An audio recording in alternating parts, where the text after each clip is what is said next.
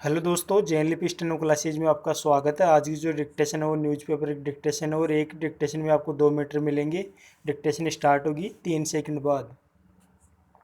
Start.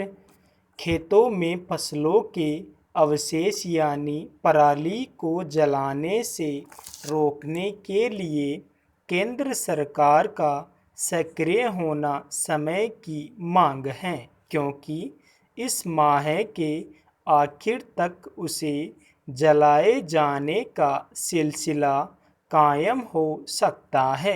यदि ऐसा हुआ तो उत्तर भारत के एक बड़े हिस्से में वायु प्रदूषण का गंभीर रूप लेना तय है। वैसे तो केंद्र सरकार हर साल इसके लिए जतन करती है कि राज्य सरकारें और खासकर पंजाब, हरियाणा, राजस्थान और उत्तर प्रदेश की सरकारें किसानों को पराली जलाने से रोके, लेकिन वे ऐसा मुश्किल से ही कर पाती है। यह तब है जब बीते कई सालों से राज्य सरकारों को इसके लिए कहा जा रहा है कि वे ऐसे प्रबंध करें जिससे किसान अपने खेतों में पराली न जलाए।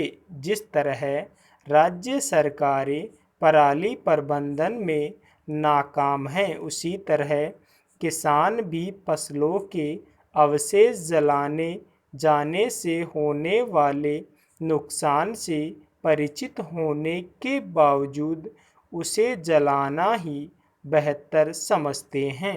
पहले यह समस्या पंजाब, हरियाणा, राजस्थान और पश्चिमी उत्तर प्रदेश तक ही सीमित थी, लेकिन अब देश के अन्य हिस्सों में भी फसलों और खासकर धान के अवशेष जलाए जाने का सिलसिला कायम हो गया है। इसका एक कारण फसलों के अवशेष की उपयोगिता न रह जाना और दूसरा उसके निस्तारण की ठोस व्यवस्था न हो पाना है। यदि फसलों के अवशेष के निस्तारण की कोई व्यवस्था नहीं की जाती तो उसे जलाए जाने से रोकना मुश्किल ही होगा। पैरा इससे संतुष्ट नहीं हुआ जा सकता कि केंद्र राज्य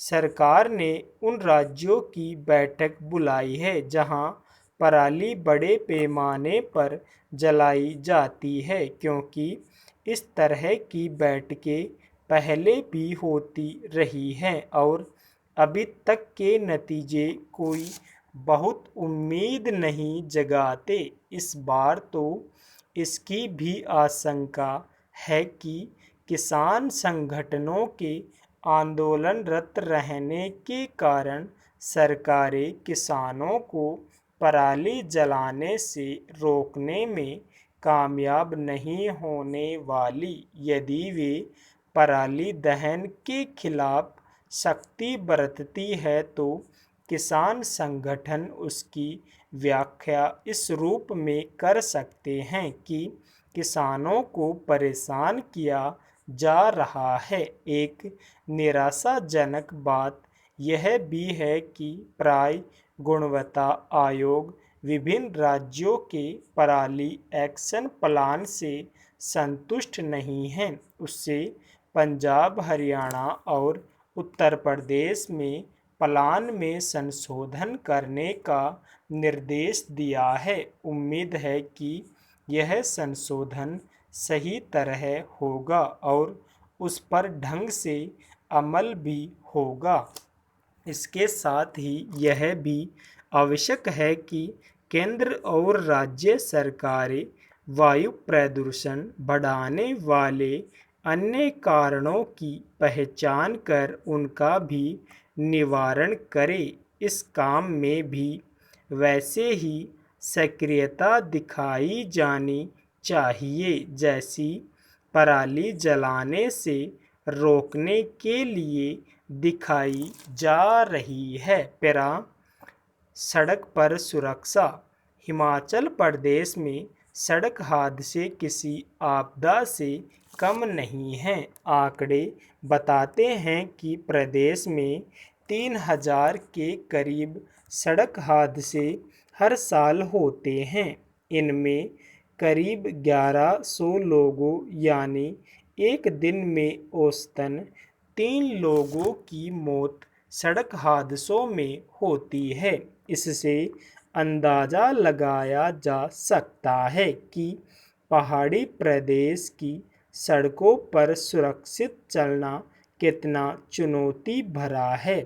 एहतियात के लिए कदम न उठाना। हादसे से जुड़े पहलुओं पर जागरूकता की कमी, निगरानी की पुख्ता व्यवस्था न होना, खस्ताहाल सड़कें, दोषियों को सख्त सजा का प्रावधान न होना, तेज रफ्तार, अप्रशिक्षित चालक और वाहनों की फिटनेस जांच की अनदेखी हादसों के प्रमुख कारण सामने आ रहे हैं।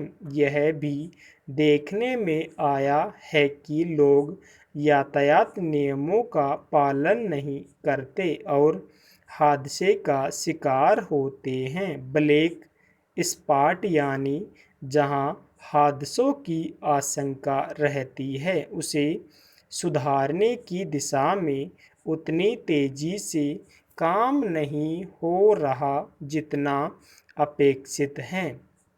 पिछले कुछ साल में यह भी देखने में आया है कि हादसों का शिकार होने वालों में ज़्यादातर संख्या युवाओं की है। प्रदेश में सड़क सुरक्षा और बढ़ती सड़क दुर्घटनाओं को रोकने के लिए स्कूली स्तर पर बच्चे जागरूक होंगे, तभी वे युवावस्था में जिम्मेदाराना व्यवहार कर सकेंगे। इसी को देखते हुए राज्य शैक्षणिक अनुसंधान एवं प्रशिक्षण परिषद सोलन सड़क सुरक्षा और दुर्घटनाओं के प्रति भावी पीढ़ी को जागरूक करने के लिए पाठ्यक्रम तैयार कर रहा है। 6ठी से 10वीं तक के विद्यार्थियों को पाठ्यक्रम के माध्यम से जागरूक किया जाएगा।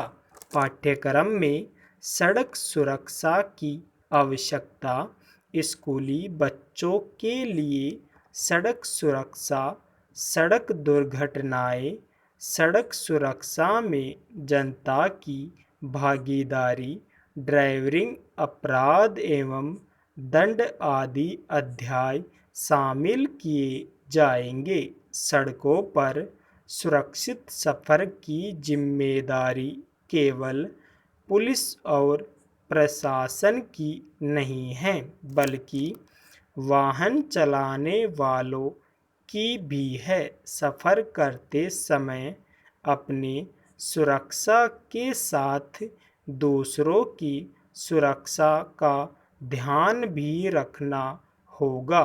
हादसे रोकने के लिए सभी पक्षों को सक्रिय भूमिका निभानी होगी। यातायात नियमों का पालन अपनी सुरक्षा के लिए करें, न कि चालान के डर से।